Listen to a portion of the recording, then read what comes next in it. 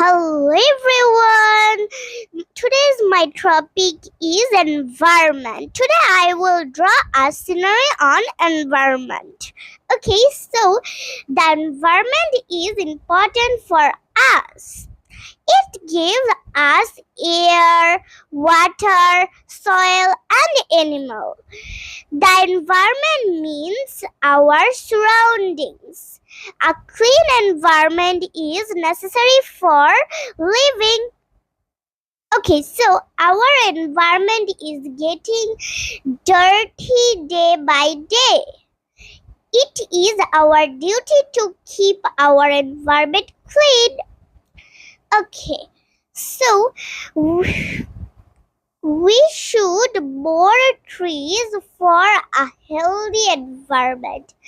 Okay, then I will paint after finishing.